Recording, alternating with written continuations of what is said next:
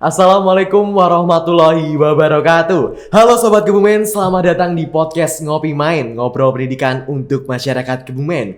Masih bersama dengan saya, Jonathan Valentino, akan bersamai teman-teman semuanya dalam podcast Ngopi Main kali ini.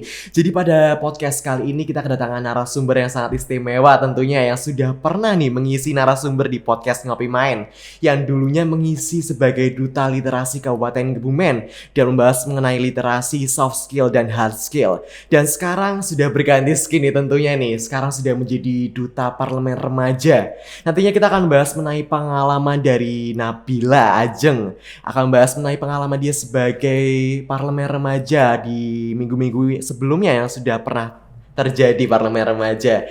Dan nanti juga kita akan bahas tips and trick dan cara agar dapat menjadi Parlemen Remaja. Lalu akan bahas juga mengenai apa sih itu Parlemen Remaja dan tujuannya Parlemen Remaja itu apa. Namun sebelumnya kita perkenalan terlebih dahulu nih dengan Nabila Ajeng. Oke, halo Nabila Ajeng. Oke, terima kasih banyak Jonathan. Halo semuanya Sobat Ngopi Main Podcast SMA Negeri 1 Kebumen. Nah, sebelumnya perkenalkan, seperti yang sudah disebutkan oleh Jonathan tadi, perkenalkan nama aku Nabila Ajeng Indriana sebagai perwakilan dari Dapil 7 Jawa Tengah dalam ajang Parlemen Remaja 2024. Dan pastinya mewakili SMA Negeri 1 Kebumen lagi nih untuk Dapil 7 tahun ini. Oke, mewakili SMA Negeri 1 Kebumen dalam Dapil 7 Jawa Tengah. Dapil 7 Jawa Tengah itu apa aja sih Nabila?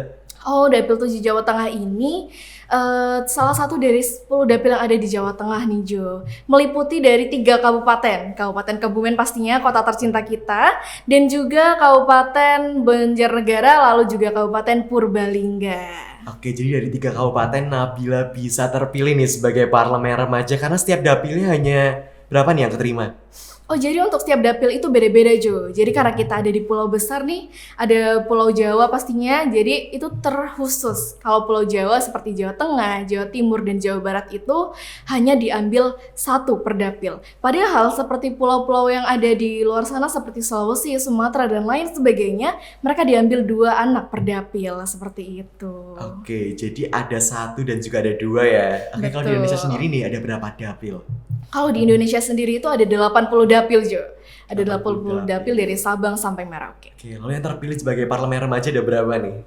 Kalau tahun ini, karena kita ada pendaftarnya lumayan banyak, sebagai pendaftar paling banyak sepanjang sejarah Parlemen Remaja, itu pendaftarnya ada 12.883 peserta. Namun yang diambil tuh hanya 137 aja nih Jo. Oke, dari pendaftar hampir 13.000 hanya kepilih 100 lebih dikit ya teman-teman. Jadi emang persaingan dari Parlemen Remaja ini sangat sungguh ketat banget dan berarti dapat membuktikan bahwa Nabila Ajeng ini sangat berprestasi ya tentunya ya. Dapat mewakili SMA Negeri 1 Kebumen dalam Dapil 7 Jawa Tengah. Oke, sebelum kita nanti mengulik pengalaman Nabila di Parlemen Remaja, sebelumnya kita akan berkenalan dulu nih terhadap Parlemen Remaja. Sebenarnya apa sih itu Parlemen Remaja? Oke, boleh langsung nih jelaskan nih Nabila. Oke, terima kasih Jonathan. Jadi mungkin dari teman-teman semua di luar sana masih pada asing ya dengan Parlemen Remaja, lebih familiarnya dengan DPR RI. Namun gak jauh-jauh dari DPR RI nih teman-teman. Parlemen Remaja itu adalah sebuah ajang yang diselenggarakan oleh Sekretariat Jenderal DPR RI atau yang biasa kita sebut dengan Humas DPR RI. Nah, Parlemen Remaja ini sendiri sebuah kegiatan yang bertujuan untuk mengadakan simulasi nih Jonathan. Simulasi apa tuh? Jadi simulasinya kayak gini. Kita tuh bakalan diambil dari seluruh Indonesia untuk melakukan simulasi pembuatan rancangan undang-undang. Nah, untuk itu kita harus melalui banyak seleksi, kita juga harus melalui banyak pengulikan informasi juga dari masyarakat. Nah, itu dia kenapa ditujukan, kenapa ada di Parlemen Remaja ini, ya pastinya untuk menyerap aspirasi dari masyarakat dan kita tujukan ke pusat, yaitu dari DPR RI. Seperti itu Jo. Oke, jadi tadi ada perancangan simulasi dari undang-undang ya. Terus juga tadi sudah dijelaskan bahwa tujuan dari Parlemen Remaja adalah menyerap aspirasi dari masyarakat untuk digaungkan di simulasi tersebut ya. Betul. Lalu apakah ada tujuan lainnya dengan adanya Parlemen Remaja ini? Kalau tujuan lainnya tentu saja untuk menggiring opini masyarakat, karena seperti yang kita tahu sekarang Jo, banyak banget masyarakat yang kena isu hoax. Nah, isu hoax ini biasanya berita miring dari masyarakat yang menganggap negatif nih terhadap peran DPR. Padahal pentingnya peran DPR itu adalah punya alat kelengkapan yang luar biasa sebetulnya. Contohnya ada fungsi legislasi, fungsi anggaran dan lain sebagainya. Dan fungsi-fungsi ini sebetulnya sudah diselenggarakan Jo, tapi masih banyak nih masyarakat yang karena isu hoax dari satu oknum jadi ikut miring nih isunya. Padahal kita juga dibuat untuk dibentuk parlemen remaja ini juga untuk menggiring opini masyarakat supaya ada satu titik yang terang gitu Jo. Jadi tujuannya selain kita untuk melakukan simulasi seperti anggota parlemen, kita juga berusaha untuk menaikkan nama DPR RI itu sendiri. Karena mau tidak mau kita sebagai satu negara yang demokrasi ini harus punya satu lembaga kuat dan lembaga ini itu sangat penting loh perannya di Indonesia. Tapi kalau kita punya isu yang miring terhadap lembaga ini, rasanya Indonesia itu bukan negara yang demokrasi. Seperti itu, Jo. Oke, betul sekali sih, karena stigma masyarakat mengenai DPR terkadang memang masih banyak yang negatif dan buruk. Dan dengan adanya parlemen remaja nanti makanya dapat bisa menggiring opini dan stigma masyarakat agar lebih positif kembali. Oke, selanjutnya nih Nabila, kita sekarang cerita pengalaman-pengalaman aja nih ya. Boleh nih. Oke, karena setiap tahunnya itu tema-tema dari parlemen remaja berbeda-beda ya. Betul. Tema tahun ini apa sih Nabila?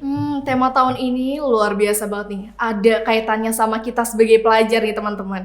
Tema tahun ini adalah generasi cerdas, pendidikan berkualitas, mewujudkan Indonesia emas. Itu tema dari Parlemen Remaja 2024. Oke, jadi generasi emas mewujudkan apa tadi? Generasi cerdas, pendidikan berkualitas, mewujudkan Indonesia emas. Oke, betul banget. Karena Indonesia saat ini sedang mengencarkan untuk menuju ke Indonesia emas. Betul banget nih Jo. Oke, jadi kemarin nih Nabila mengikuti parlemen remaja tanggal berapa nih? Oh, untuk kegiatannya sendiri itu kalau di pusat itu tanggal 9 sampai 14 September nih Jo. Tapi karena dari Jawa Tengah ini sangat solid nih, kita harus audiensi dulu ke provinsi. Jadi aku berangkat dari Kebumen itu tanggal 7 September. Jadi kita menginap di sana dulu sekitar 2 hari, yakni Sabtu dan juga Minggu. Nanti Seninnya kita berangkat kolektif nih ke Jakarta, seperti itu. Oke, jadi dari tanggal 7 sampai 14 September, sangat lama banget ini ya. Jadi hampir 1 minggu sendiri Nabila berkecimpung dalam parlemen remaja di pusat. Oke, boleh nih cerita pengalaman keseruan kamu nih di parlemen remaja saat kamu sedang di sana? Oke, mungkin lebih ke alurnya gimana sih Jo, kita kegiatannya di mana gitu ya.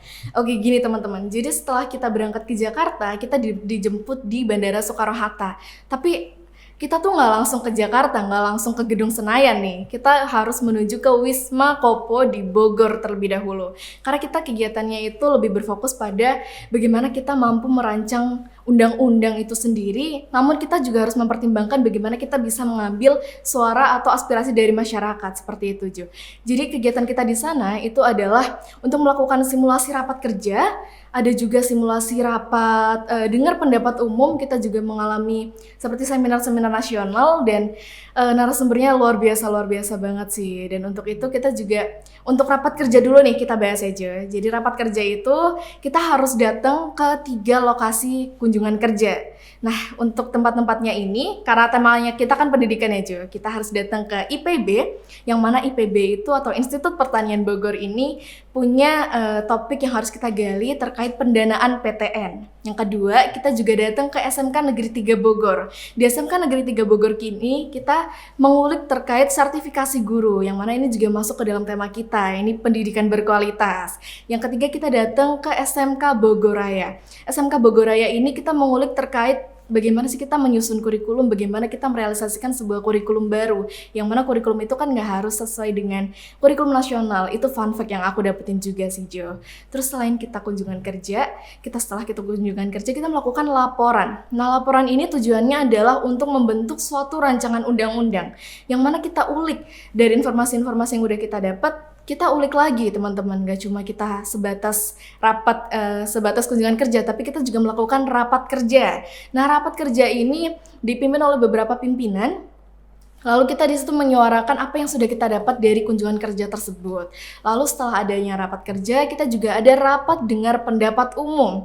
Rapat dengar pendapat umum ini adalah, karena kan kita mewakili dari seluruh Indonesia ya Jo, jadi kita punya aspirasi yang berbeda. Contohnya dari Pulau Jawa punya perspektif A, dari Papua punya perspektif B gitu. Jadi karena beda-beda ini jadi kita satukan adanya di rapat dengar pendapat umum. Nah gitu. Terus selain ada rapat kerja, rapat pendapat umum, kita juga ada rapat namanya itu rapat simulasi paripurna, rapat paripurna. Namun sebelum kita ke rapat paripurna, kita juga ada rapat yang sebelum mengerucut, tapi kita juga menyatukan pandangan-pandangan terlebih dahulu, memberikan argumen-argumen terkait topik kita. Contohnya seperti kualifikasi guru, kualifikasi dan sertifikasi ini sama ya teman-teman, harus digarisbawahi. Terus yang kedua kita juga harus membahas tentang kurikulum aja, kurikulum. Terus yang terakhir itu kita juga harus membahas tentang pembiayaan PTN yang kadang masih simpang siur banget. Dan dari 3 topik itu sendiri kita harus mengerucutkan pada satu pandangan. Dan itu karena kemarin lagi seru-serunya banget nih Jo, banyak banget dari fraksi. Oh ya, fraksinya harus dijelasin sih kayaknya. Oke. Fraksi Sriwijaya ya? Iya, benar banget, aku dari fraksi Sriwijaya. Dan fraksi ini teman-teman, sebelum kita lebih lanjut, kita harus tahu fraksi ini dulu. Fraksi itu adalah sebuah pengimplementasian dari partai-partai yang duduk di DPR. Nah, kalau di DPR asli itu kan ada beberapa partai ya juga, partai besar sampai partai yang suaranya paling kecil. Nah, itu. Jadi untuk anggota fraksi ini juga namanya diganti dengan nama-nama kerajaan yang ada di Indonesia. Contohnya fraksi Kutai, Sriwijaya, lalu Samudra Pasai, dan lain sebagainya. Dan untuk isinya dari setiap fraksi itu sendiri disesuaikan dengan partai-partai yang menduduki di DPR RI yang sebetulnya. Lalu selain itu fungsinya fraksi itu buat apa sih? Nah ini dia, untuk seperti rapat paripurna ini terbentuk itu karena adanya fraksi-fraksi yang punya argumen beda nih Jo. Kemarin contohnya dari fraksi Kutai. Fraksi Kutai dengan fraksi yang lainnya itu ibaratnya 9-1 nih. Nah itu kan susah banget ya Jo. Nah oleh karena itu kita adakan rapat paripurna. Rapat paripurna ini untuk menaungi argumentasi-argumentasi yang berbeda sehingga dijadikan satu pandangan. Nah ketika rapat paripurna ini emang belum menyelesaikan Jo, nantinya kita ada yang namanya lobby. Lobby ini lebih detail daripada untuk pengumpulan argumentasi saja, karena kan ketika kita melakukan argumentasi itu kan belum tentu semuanya kan punya pendapat yang sama, tapi kadang kita harus lebih menyatukan itu lagi sehingga kita membuat rapat paripurna. Dan rapat paripurna ini seperti yang aku bilang tadi terbentuk karena adanya perbedaan pendapat seperti itu Jo. Oke, betul banget. Jadi dari parlemen remaja kita bisa belajar banyak pengetahuan dan praktek, terutama dalam menyuarakan pendapat ya Nabila. Betul banget nih. Oke, apakah ada suka duka nih saat Nabila berada di parlemen remaja? Sebetulnya kalau suka duka, sukanya banyak banget nih teman-teman. Kalau teman-teman pengen tahu sukanya, bisa lihat di IG aja kali ya. Tapi bakalan aku jelasin juga sih di sini. Sukanya itu adalah kita bisa mengetahui alat kelengkapan DPR RI yang sebetulnya sebelumnya itu kan kita belum tentu kita tahu sebetulnya DPR itu kerjanya seperti apa sih. Ternyata kita simulasi jadi anggota parlemen itu juga kita menjadi lebih tahu, kita menjadi lebih paham, dan kita ketika kita mempraktekkan langsung, kita menjadi lebih kena feel-nya. Dan ternyata sukanya banyak banget teman-teman. Dapat teman dari Sabang sampai Merauke. Kita juga jadi tahu bagaimana kita bisa menampung aspirasi dari masyarakat. Terus kita juga dapat buat interaksinya itu lebih konkret lah dengan DPR RI yang secara kan lembaga yang besar ya di Indonesia. Lalu untuk dukanya sendiri aku rasa ini dikit sih Jo. Tapi tetap ada. Dukanya kalau versi aku itu adalah di bagian seleksi. Yang mana awalnya aku belum berminat nih untuk join di parlemen remaja. Tapi dikarenakan waktu itu kan kita penutupan pendaftaran itu tanggal 24. Aku berminat itu H-3 aku baru berminat. Sehingga dukanya itu aku harus bikin persyaratan seperti video kampanye, essay, dan juga pelengkapan berkas yang banyak banget Jo. Contohnya prestasi, kita harus cantumin 20 prestasi. Itu kita harus ngulik, prestasi mana ya yang kira-kira mendukung aku di ajang ini gitu kan. Dan buat isi dalam 3 hari itu challenging banget teman-teman, apalagi harus disesuaikan dengan isi video. Dan dalam 3 hari itu adalah hari efektif sekolah, jadi disitulah aku mengalami struggle harus bagi waktunya juga. Terus pas pendaftaran itu Aku juga udah dapat di bagian Animo Parja teman-teman yang cuma ada di tahun ini aja. Sebetulnya itu karena webnya error karena diserang ribuan orang kan di hari itu, sehingga untuk hadir di Parlemen Remaja ini bisa dikatakan hoki juga sih karena masih bisa mendaftar di detik-detik terakhir seperti itu Jo.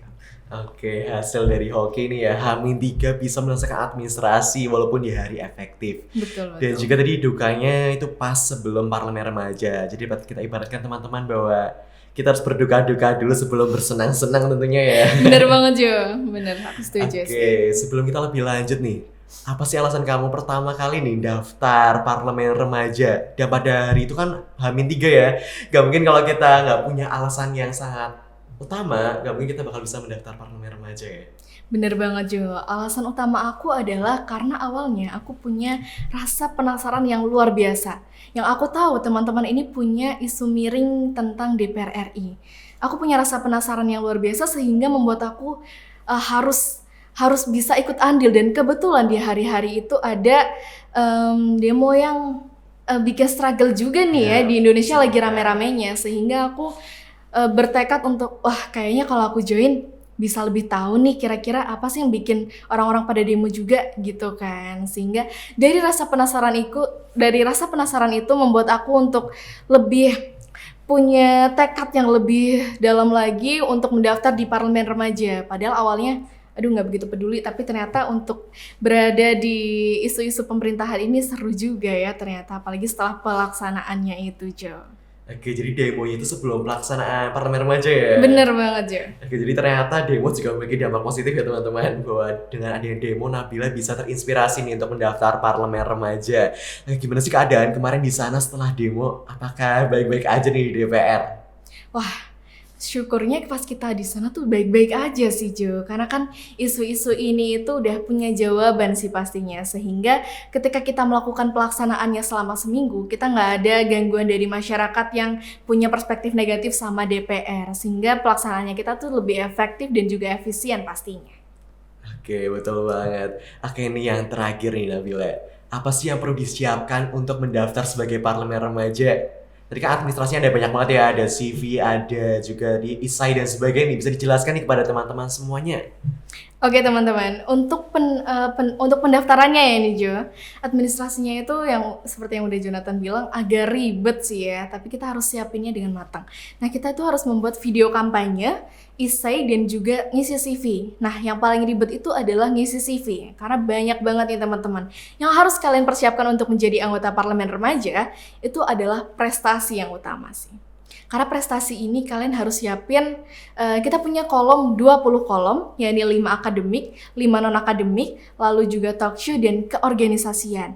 Dan yang harus kalian tonjolkan di sini adalah tingkatan dari lomba kalian yang kalian ikuti. Contohnya, aku kemarin mengikuti beberapa hal dan aku mencantumkan untuk prestasi-prestasi itu ada di kancah internasional, nasional, dan juga provinsi. Karena aku rasa kalau prestasi kabupaten itu punya nilai yang rendah. Tapi untuk itu kalian jangan pesimis, ketika kalian punya banyak prestasi tetap cantumin aja nggak apa-apa. Dan usahakan supaya prestasi itu bisa tercukupi, maksudnya dari 20 kolom itu bisa kalian maksimalkan. Dan yang harus digarisbawahi ini adalah di bagian talk show Jo. Talk show ini aku ngikutin dari internasional itu sebagai peserta, tapi aku mencantumkan 4 lainnya sebagai speaker. Sebagai pembicara ini aku rasa menjadi pertimbangan yang luar biasa karena kita juga harus mempersiapkan skill public speaking. Sehingga dari sertifikat dari seminar-seminar ini menjadi bukti bahwa oh ternyata kita udah pernah public speaking menjadi pembicara gitu kan. Jadi seenggaknya ada perspektif bahwa kita udah punya skill public speaking walaupun dasar ya. Terus juga kita harus bikin video. Nah ketentuan videonya ini juga agak rumit nih Jo. Sebetulnya kita harus siapin angle yang bagus, lighting yang bagus, terus juga kita harus dengan intonasi yang luar biasa. Seperti Jonathan ini kan bisa kalian contoh juga nih teman-teman. Skill public speaking-nya ya mirip-mirip lah kayak dia. Jadi kalau kalian mau bikin video, siapin skill public speaking itu yang paling utama. Terus yang kedua adalah resolusi dari kamera yang kalian gunakan. Dan yang paling utama, selain dari public speaking, itu adalah tema atau hal yang akan kalian angkat nantinya. Dan untuk essay ini juga termasuk salah satu persyaratan yang paling krusial. Nah, Karena essay ini kan kayak karya yang bakalan kita lakukan nih Jo. Dalam karya itu teman-teman, yang harus kalian cantumkan adalah isu yang pertama, isu yang harus berkaitan dengan fungsi dari DPR RI. Yang kedua, kalian juga harus mengangkat sesuai dengan tema tahun itu dong pastinya. Terus juga yang ketiga, yang paling penting adalah bagaimana kalian bisa membuat program yang selaras dengan isu atau permasalahan yang kalian angkat di situ. Dan untuk itu aku rasa ketika kalian masih punya waktu dari sekarang, terutama buat kalian yang masih kelas 9 SMP mungkin, jadi tahun depan kelas 10 kalian bisa udah punya bekal yang luar biasa, karena kan lebih baik dari jauh-jauh hari persiapannya. Dan untuk H-3 seperti aku, tolong teman-teman untuk jangan dicontoh, karena ini bukan untuk semua orang mungkin nggak akan dapet sehoki itu ya, karena kan hoki kita nggak bisa nggak bisa kita ukur ya Jo, bener. Jadi kalau bisa kalian siapin dari jauh-jauh hari, tolong disiapkan jauh-jauh hari. Karena fun fact-nya nih Jo, kemarin temen aku itu ada yang persiapannya udah 1 tahun. Dari SMP dia persiapannya. 1 tahun ya? Benar, 1 tahun. Jadi dia dalam 1 tahun itu mengumpulkan banyak prestasi dari nasional, internasional. Dia bawa di situ dan akhirnya dia lolos di kelas 10. Padahal kemarin di angkatan aku ini jarang banget yang kelas 10, hanya beberapa aja nih. Dan untuk kelas 12 ini seperti aku sekarang, untuk sertifikat dari Parlemen Remaja ini sangat berguna untuk mendaftar PTN teman-teman. Jadi buat kalian yang sekarang kelas 11, persiapkan untuk tahun depan juga supaya lebih maksimal pastinya. Gitu Jo. Oke, betul sekali. Jadi sangat ribet ya teman-teman untuk mendaftar sebagai Parlemen Remaja, tapi akan membuahkan hasil yang lebih baik juga untuk masa depan teman-teman semuanya. Jadi ada yang pertama, kita harus menyiapkan prestasi nih teman-teman, karena nanti akan ada kolom prestasi yang sangat banyak ya, 20 ya. Betul. Lalu ada juga kita harus membekali dengan public speaking. Terus yang ketiga tadi juga ada dengan judul yang menarik untuk esainya ya. Dan tadi yang keempat ada program kerja juga yang dibuat. Program kerja, bener banget Jo.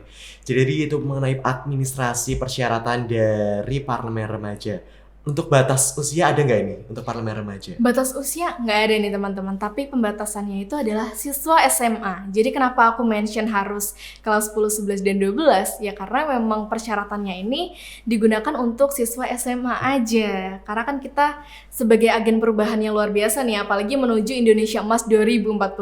Seperti itu Jo. Oke, jadi untuk Parlemen Remaja ini hanya diperuntukkan untuk siswa-siswi kelas 10, 11, dan 12. Jadi bagi teman-teman semuanya yang masih kesempatan untuk bergabung di tahun depan dapat disiapkan dari sekarang nih, mulai dari prestasi, mulai dari public speaking maupun dari administrasi lainnya bisa disiapkan dari sekarang. Lalu jika ada yang mau bertanya-tanya nih kepada Nabila atau berdiskusi atau menanyakan caranya gimana sih gabung lebih detailnya lagi, bisa langsung nih DM ke Nabila aja ya. Boleh banget teman-teman, buat kalian yang penasaran soal Parlemen Remaja bisa kepoin IG aku, ada di raw.nabila, boleh di searching nih sekarang teman-teman, dan juga pastinya di IG Parlemen Remaja gitu Jo.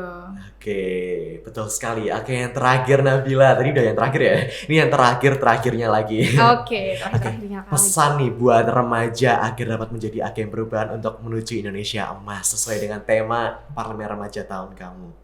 Oke, jadi bagaimana peran remaja ini bisa berdampak juga ya Jo.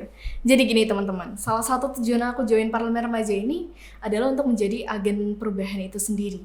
Jadi ketika kalian bersiap untuk menjadi agen perubahan 2045 di masa bonus demografi Indonesia, tolonglah persiapkan diri kalian dari sekarang. Karena kalau bukan sekarang, kapan lagi? Mau nanti nggak akan terlaksana juga.